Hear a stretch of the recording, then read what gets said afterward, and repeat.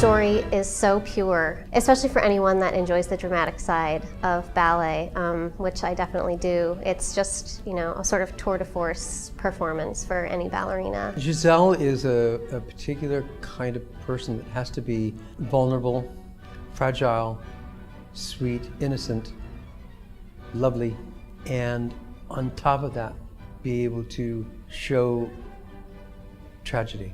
I think that the love story of Giselle has lasted so long because it's one of these incredible obstacles that falls in place of these characters. The audience has to go on this journey, and I go, for all the studying the dancers might do, looking at DVDs and YouTube, and to get a version of what they want. Ultimately, it has to they have to find themselves in the character in them, to make it believable. And even though, the audience knows what the story is, or they've read the synopsis and, this doomed peasant girl, but you want them to become so wrapped up in what's happening that they just get so involved in the love and the story that all of a sudden it's a shock.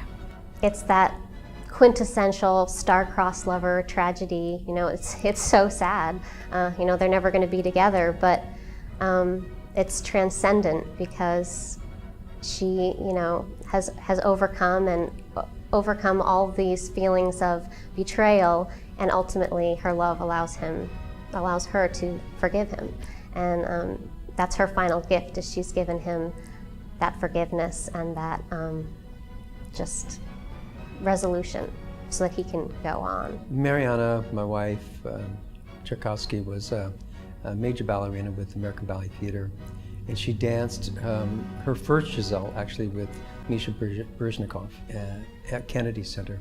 That was her first jump start at doing something like this.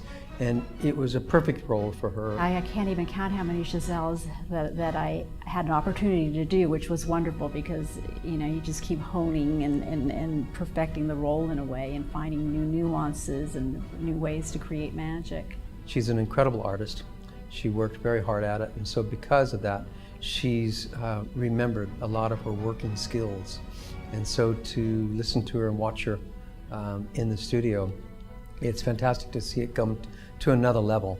I think the most important resource that I've had in working on Giselle has been working with Marianna Tcherkassky in the studios here, just because she's performed the role herself so many times, and she's sort of a direct link in this line of amazing coaches and ballerinas before her that passed down their knowledge to her. So it's really an honor to be a part of that, link in that oral tradition. It's one of the coveted roles, Giselle, and one of the major roles for a ballerina, and it's it kind of is an arrival in a way.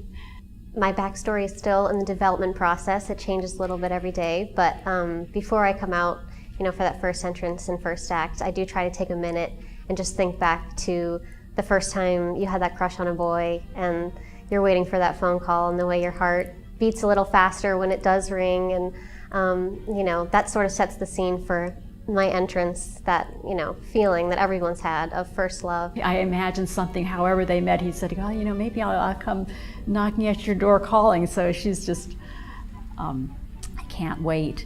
But so it's important for them to figure out when they met, where and how many times. It's obviously a new relationship. I also think that dancing the role with my husband is especially poignant because, we had our first date, we had that fascination period too, and especially doing second act with him, and the moment after you forgive him and you're, leaving this world for good, I still get teary-eyed in every rehearsal just seeing his face. And I just love the whole, the idea of love and forgiveness and the romance of it. I'm expecting a really wonderful success because I think it's one of the dear ballets to my heart.